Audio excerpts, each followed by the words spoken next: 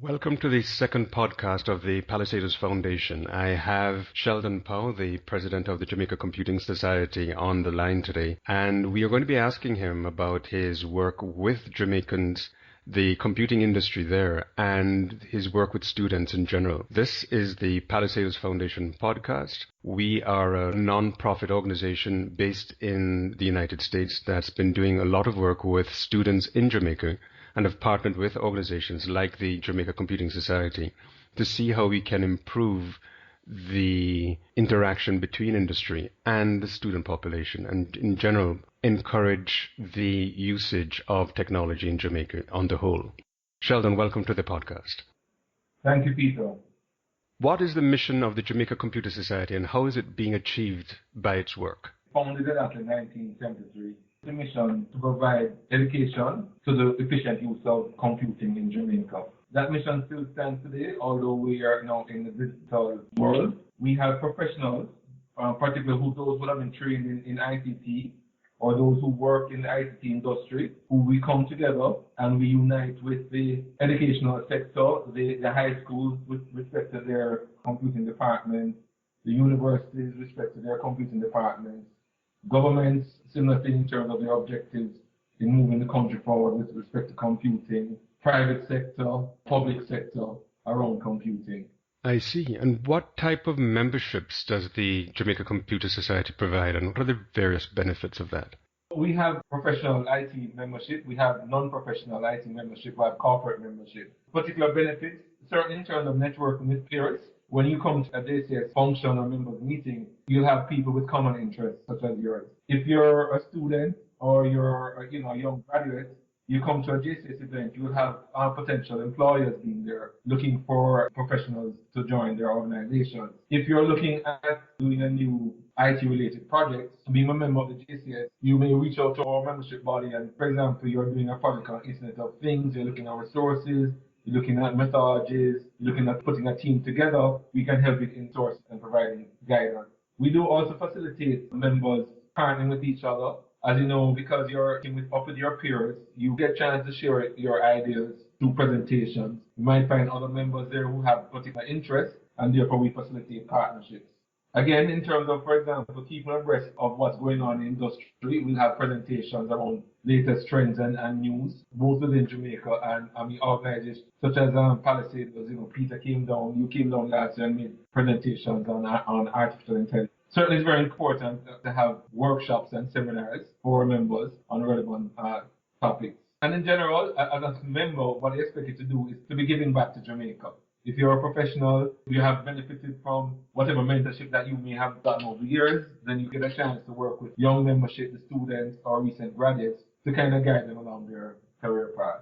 I see. What sort of examples come to mind about the interaction between the Jamaica Computer Society and overseas entities such as the Jamaican diaspora?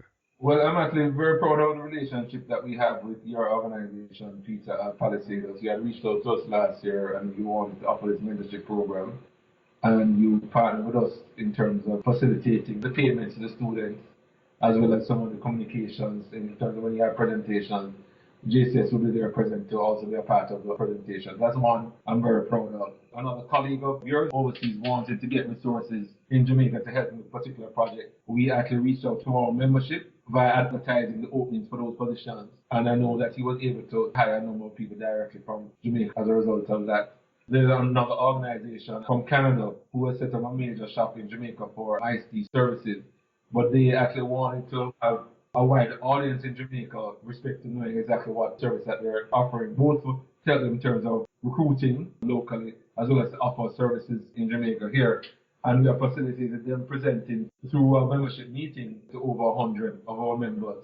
So right now in the ICT community in Jamaica, they are now well known. And what are the key events in the JCS calendar each year? This year we have some major events that are planned. We recently completed one so far on the optimizing IT value, and we had the group CIO from you present on that topic. Cisco sponsored and they sent down the speaker to present on maximizing value for infrastructure. UE in particular, because UE has limited funding as a public sector funded organization. This is UE for the entire Caribbean, the campuses at Barbados, Trinidad, and Jamaica. So to show how they were able to optimize on their IT spend. Cisco was able to present tools that allow us to manage a very large network efficiently. And then we had a professor who visited us from Canada who also presented on harvesting the value of IT. And that was very interesting. So that was something that we had in March.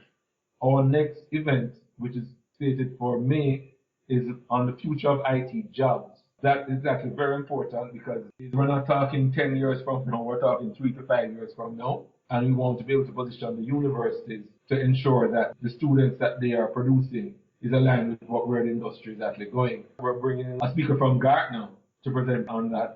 The Canadian company that I spoke about, Ray LeCoy, he's also coming in to present at that event. And then we have a couple of CEOs from Jamaica that will be presenting. For that meeting, we're looking to get representatives from both major universities, UE and UTech, a couple of the high schools, as well as people in the industry, because one of the things that we certainly don't want Jamaica to be left behind in terms of the IT jobs of the future. So that one is actually very important. The other things that we have planned, last year we focused on having a one-day workshop on DevOps, which is a methodology that allows successful companies like Amazon and Facebook use this as a methodology for development. We're planning to have another one-day event on DevOps, so more advanced. Last year was more introductory. This year will be advanced. We want to also focus on quality assurance, automated testing. We're going to team up with another overseas company that's willing to partner with us to share their knowledge as quality works. They're providing a one-day workshop on automated testing. And our flagship event for the year is we're going to have a JCS conference, which will be a 3-day event. The format where we'll have different tracks, different keynote speakers on topics of interest, and we expect to have both professionals and non-IT professionals want to come out and spend the 3 days. So we'll go deep. For example, you will have developing on Internet of Things platforms, details on Bitcoins and blockchains, what are the opportunities there. We'll have a deep session on Microsoft SQL, infrastructure management, e-commerce, digital marketing. Again, I'm hoping Palisadoes will be well presented there as you were last year. That event is looking at probably September or October. We're going to finalize the dates, hopefully this month, and start the advertising and the planning. That's excellent. How does the JCS interact with external industry groups, such as the government or other industries? The Ministry of Science and Technology, that's headed by Andrew Wheatley, he does meet with us, say, at least quarterly. So far, we've had at least 2 meetings with him this year. He does have people that report directly to his ministry that come to a JCS meeting or events. That's Trevor Forrester. He comes in, and the last 2 JCS meetings he came and presented. So the plan that I have actually shared with you, we're about to share with the government, and it's important that they look at what we're doing and see the relevance of how it's aligned with what they're trying to do for the country. At the beginning of the year, he would have met with us and shared the plans in terms of moving Jamaica forward. And we have a representative that sits on one of their committees that have the responsibility for ICT. So that person, when they come to JCS council meeting, they represent as to what the government plans are and how they're doing towards executing on those plans. There's another organization, Jamaica Information Technology Service Alliance, which as president of JCS, I'm also directing that organization. And the president of that organization is also a council member of JCS. The Information Technology Service Alliance organization speaks to the ICT service providers. So the companies such as the Flow, the Digicel, or if you're in software development or you have a consulting firm in ICT, they form an organization which we share secretariats and we operate out of the same space. But we do have separate meetings. Their focus for that industry is particularly geared towards how to ensure they improve the service delivery for the people who offer ICT services. We do joint functions together. The conference that we have coming up this year, we're working together with them. So we do support each other. For the students' body, we do have associations or organizations, relationships, both at University of West Indies and UTech. So we have the student presidents there who they are a member of our council. So when we have JCS meetings, they are invited to come and present and let us know what's going on within your organization. And where we can collaborate with them. For example, every year they have an event where they're looking for internship opportunities, and JCS would actually sponsor that event as well as make sure our members actually come out and support it. So, for example, at UTech, we had about 12 companies that set up booths over at UTech, and we allow the students to come and share their resume and their plans. And I think from that, they were able to get about 50 to 60 people on internship programs. We do work with the university in terms of looking at their curriculum. They have allowed me to sit on some of their committees that whenever they're designing a new degree program or if they're thinking about offering a new program, they reach out to me as industry representative so they can share their ideas and I can take it back to JCS Council and have them look at it and say, well, how to make the program better or is it of relevance. So we do have partnership, I said, to different organizations that are in their own way of playing their part in moving the ICT industry forward. That's very interesting. I also wanted to talk about your role as the Chief Information Systems Manager at JMMB, the Jamaica Money Market Brokers Group. How is computing changing Jamaican banking? We actually are maybe a little bit behind when it comes to technology, and it's not that services aren't really available, but the adoption rate in Jamaica, it's actually not as fast as we'd like it. So if you go into the banks anywhere from 9 to 5, you'll have long lines. Be prepared to spend at least an hour.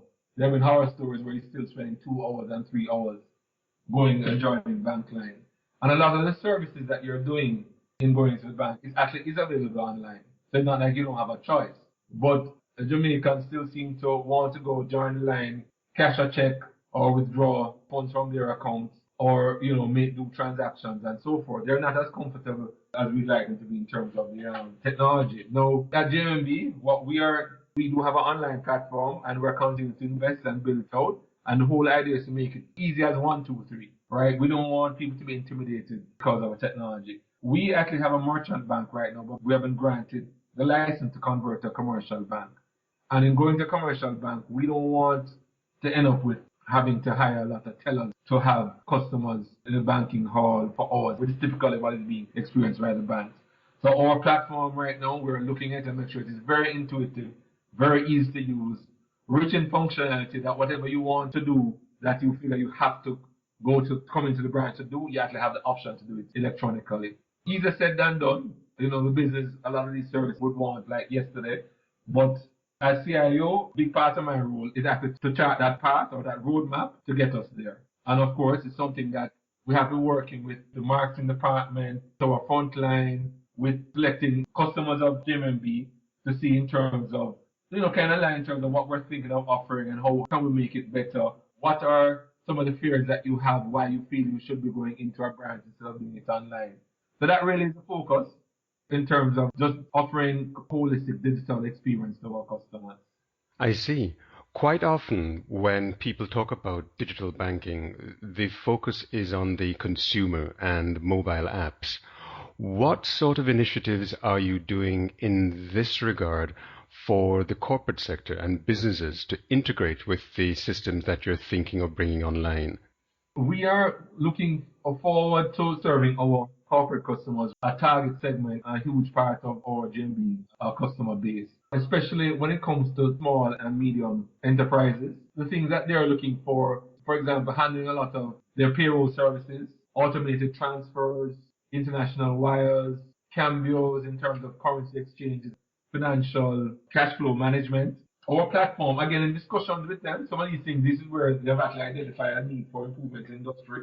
We're looking at how can we give them a platform that will facilitate them coming and doing a lot of these type of services through us and making sure it is easy. So, for example, a lot of the other banks in Jamaica do offer some of these services, but we know there are pain points in doing it. Some of our customers say, JMB would actually do it this way. We'd have to switch our businesses to you.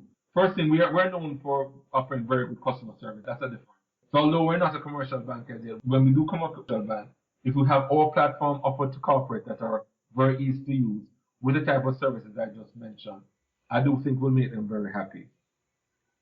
I see. You had mentioned that you were working with the university and also with the various sectors of Jamaica to determine the evolving IT industry over the next 3 to 5 years, what changes do you see, and how do you expect the student curriculum to change accordingly? Okay, so Jamaica needs to move up the value chain in terms of offering ICT services. Our business process outsourcing sector is actually doing extremely well. I think we have over probably at least 10,000 people being employed in that sector alone. And this goes in terms of value chain, the entry point in terms of call center services, an excellent job there. We have gotten into technical support. So, for example, if you buy a new Kindle from Amazon and you want to set it up, if you call that 800 Amazon number, you actually get somebody from Jamaica that will actually shadow you and walk you through setting up your Kindle. Other services that we want to get into in terms of ICT services, the things like software development, mobile app development, Internet of Things development, quality assurance as in automated testing, CIO services, for example, because a lot of things actually offer remotely. So, for example, if you wanted to help with your strategic planning, business requirements, business design, software design, infrastructure management, security, training, security management, we see the industry moving up the value chain to not only offering basic business process outsourcing services, but going up as far up as CIO type services, which means then we need to align the universities in terms of their curriculum that they produce graduates with the skills required that they can move into this field. Now, more and more, I've been meeting young graduates of the universities that have already started out by their first job actually being working for an international company online. And this is just a matter of them leaving school with the right skills, going to different websites that offer this type of service of searching, matching potential employers with employees. That is actually working, and I expect a lot more of that to happen, especially when we look at the needs of the industry, the future of IT jobs, and align it with what the universities are actually producing. I see. You've spoken about the universities and you've spoken briefly about the interaction between the Palisadoes Foundation and the Jamaica Computing Society. One of the major initiatives that the Palisadoes Foundation has is the Calico Challenge, where students get paid stipends for working on open source projects under the guidance of a mentor. And in many cases, the mentors come from Jamaican industry. What do you feel are the benefits of the Calico Challenge for students and industry? Because you're actually in the heart of technology, Silicon Valley, you are exposed to many things that you will be sharing with the students. This exposure in terms of platforms, methodologies, certain capabilities and tools that as a result of this partnership, the students have actually to be using and to be guided in creating value for Jamaica through this mentorship. You know, we need more programs like this because that would put us on the same landscape. Actually, it would give Jamaica a competitive advantage in terms of competing worldwide. The more programs such as this, where the people who actually are at the heart of what's happening in technology is actually sharing their experiences and technology and capabilities with the students of Jamaica. What I like about the program, you're not only focusing on one university, you actually open it up to as many universities as possible. So again, that knowledge can be shared. We should make sure that we have a wide, I know that the funding right now is only for about 12 people, but we should make sure it's a cross-section of Jamaicans that are chosen. We're really trying to see how we can expand upon it. The first year, which was last year, was in many cases a beta test in which we were trying to see what would work and what didn't work. I think this year, which is the second year, we will really get a good understanding of how we have learned from our previous experiences and how we can proceed in the future. The third year will definitely be one in which we'll have a much better track record. We'll have better feedback from the industry. And I feel that we will be moving from success to success. So we're keeping our fingers crossed. What has the industry response been on the Jamaican side to the Calico Challenge and what Palisadoes is trying to do? For those who have actually taken part in it, who have actually sponsored the event, and for the students who have actually been a part of the program, I know they are extremely happy. The challenge is really to get the message out there for others who are not aware of the program, so that they can also come on board. It's actually a very good program. So it's really a matter of getting the word out there so others will come on board. So as you said, maybe not this year, but next year, the year we can really have the thing having that wide impact that we know is capable of, the positive impact. And finally, what advice would you give to students pursuing a career in IT in Jamaica? I do recommend for them to join the Jamaica Computer Society. Membership fee for students is $500 per year, Jamaican dollars. That's like lunch money. The reason for that is you do have professionals and mentors that you can align yourself to, as well as people there that will actually be looking to give you jobs when you graduate. That alone is a very good reason for you to join. In terms of getting involved with committees and organizations or clubs like Palisadoes, I know there are different competing clubs up at the university as well. It's very important that you also take part in those activities. If you have opportunities to mentor up other students, even while you're a student, or to try to get internships going, because one thing, it's good when you graduate from university that you already have a good feel of what the industry wants, whether via internship opportunities or volunteer work, being a part of different committees. So to make sure it's not only about doing following the exact program that you offer and of course getting good grades, but just getting connected to the different organizations that are actually offering ICT service in industry. Well, thanks a lot, Sheldon. This has been an excellent opportunity to talk about what the Jamaica Computing Society has been doing, the work that you do with industry and students, and it has been really interesting to see how Jamaican banking has been transformed by ICT in recent years. Thank you very much, and we hope that our listeners will continue to listen to our podcasts for the Palisadoes Foundation, available on our YouTube channel. Just search for the Palisadoes Foundation and you will get the chance to see interviews from various industry persona in Jamaica, and we are certain that it'll be very interesting for our listeners. Thank you very much, Sheldon. Thank you, Peter. It was good.